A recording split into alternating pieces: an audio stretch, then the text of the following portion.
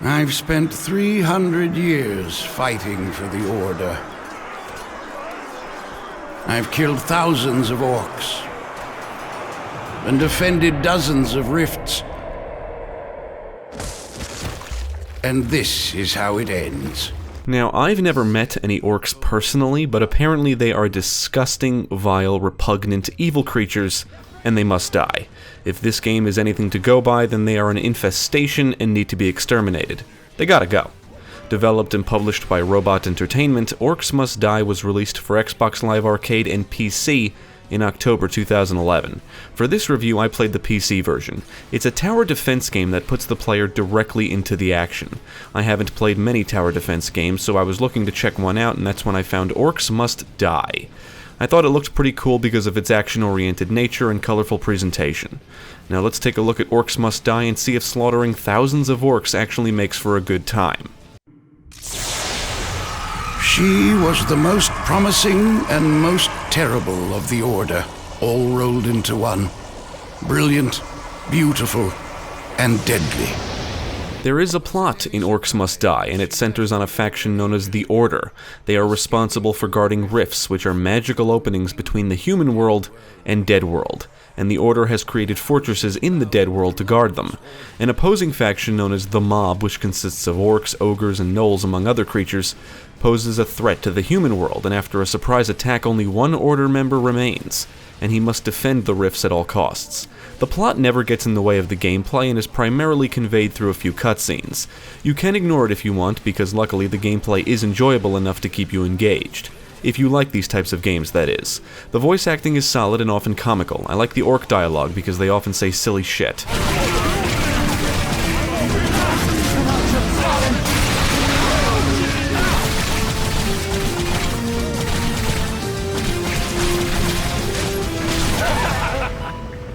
Orcs Must Die is an action tower defense game. You take on the role of the hero and must defend the rifts using all the tools at your disposal: weapons, spells, and traps. You can run, sprint, and jump, and if you have the Orc Slayer DLC, you can change the hero's outfit. Unfortunately, you cannot change the keyboard controls in-game, so I consulted the game's PC Gaming wiki page, which does contain instructions on how to change them. I had to create a configuration file and change the controls in there. Orcs Must Die is a one-man show. There are no multiplayer modes, which is kind of a shame because I think this kind of game could benefit from a cooperative mode. The main campaign consists of 24 levels, and the DLC campaign called The Lost Adventures consists of 5. There are 3 difficulty modes: Apprentice, War Mage, and Nightmare, and the objective of each level is to prevent the orcs from getting through the rifts. Levels can contain more than one rift, as well as multiple doors for the enemies to come pouring through. If a certain amount of orcs pass through the rifts, you fail. If you manage to complete a level, you will earn skulls based on your performance, and the skulls can be spent on trap upgrades.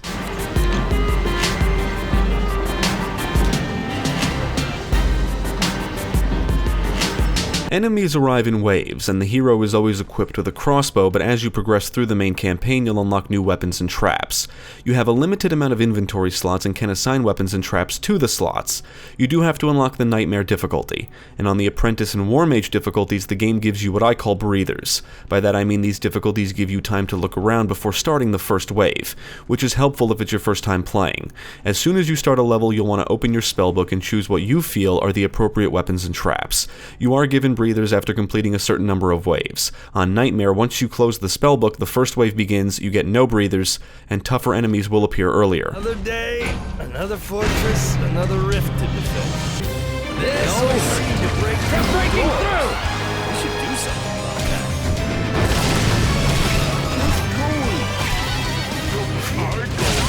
This will be good. Orcs Must Die is more about the traps than it is about combat. That's not to say the combat isn't fun, but successfully annihilating a horde of foes with well-placed traps is often more satisfying than taking them out in combat. In addition to the crossbow, you can wield a blade staff, unleash fireballs, throw acid bombs, freeze foes, electrocute them, push and throw them with the wind belt, and even steal their health with gauntlets. Using most weapons will drain mana, which does replenish over time. Other than the crossbow, the others need to be assigned to slots along with traps, so you should choose your tools wisely. Traps come in different forms. There's wall traps, ceiling traps, floor traps, and guardians like archers and paladins that you can place in specific spots.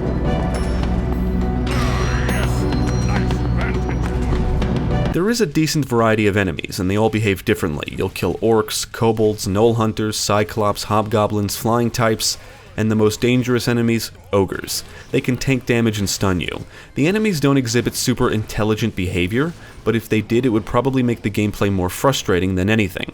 They will move down specific paths and corridors. While there might be a quicker route to a rift, they often won't take it, and they don't try to avoid traps. When enemies are killed, they can drop health potions and currency or money.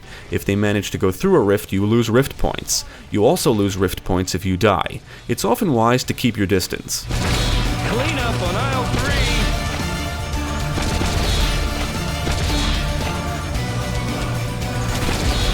That's right.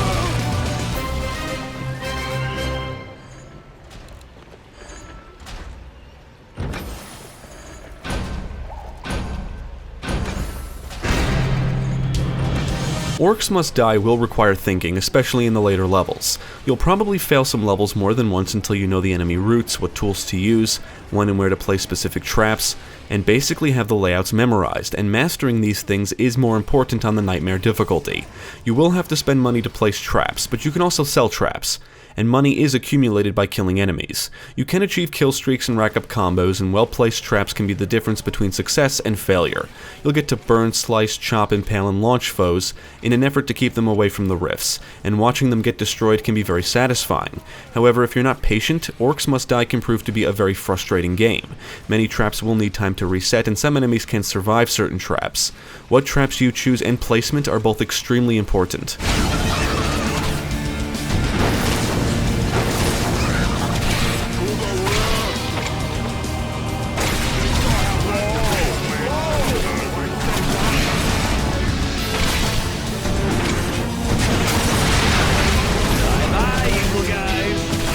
One of the more interesting things you unlock are not traps or weapons, but weavers. You'll unlock 3 weavers that offer different bonuses.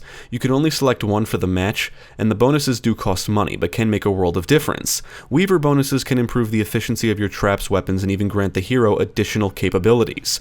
I tried them all out, and most of the time I ended up sticking with the Steel Weaver, which grants bonuses to your traps and guardians.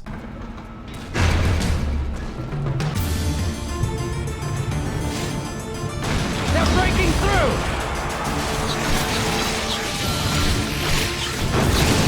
All of the levels are laid out differently. Some contain multiple rifts to protect and environmental hazards and weapons you can utilize.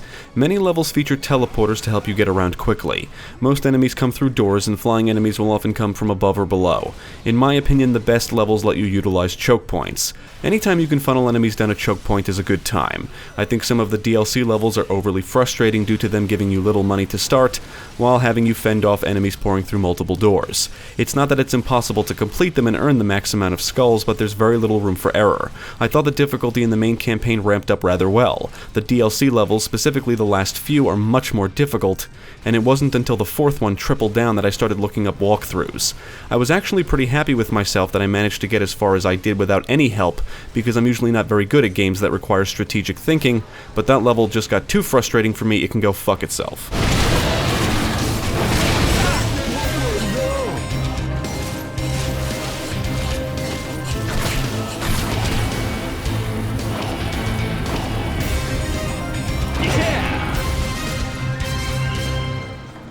I love the art style in Orcs Must Die. I enjoy the cartoony look of it all mixed with the violence. When you attack enemies, they bleed and they can explode into gibs. When enemies burn to death, their bodies will appear charred, and acid bombs reduce them to skeletons, which is always fun to watch. Because of the visual and gore effects, the melee combat looks and feels satisfying.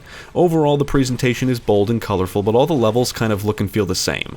There's not much environmental variety. The music also lacks variety. While it sounds appropriate and adventurous, you'll hear the same tunes repeatedly, and they're catchy enough to get stuck in your head. The sound effects are good, with satisfying sounds of impacts and slashes. On the technical side, I encountered no issues.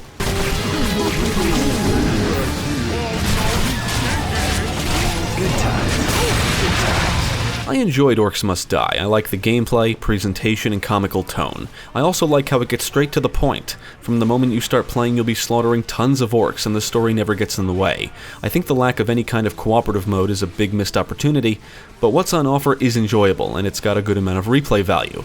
There's a lot of ways to successfully complete levels, and that's what makes it fun. You can get creative and experiment, and most of the weapons and traps are fun to use. You can also revisit previous levels and use any newly acquired equipment. If you include the DLC, the game has close to 30 levels, and I would say only a handful or less of them border on frustration.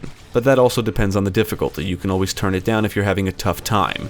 You need to have some patience. Failure should be a learning experience.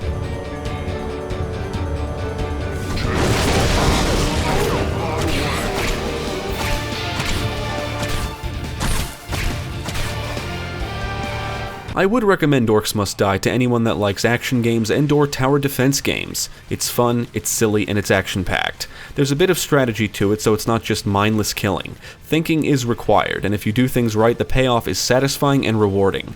If you like the idea of slaughtering orcs in fun and cool ways, definitely check out Orcs Must Die. So now the task of defending this fortress falls to my apprentice. That's it, then. The world is doomed. Thank you for watching. If you enjoyed this video, check out the rest of our channel, follow us at the links below, and you can also support us on Patreon. If you're interested in more gaming content, check out our friends over at Gamecast.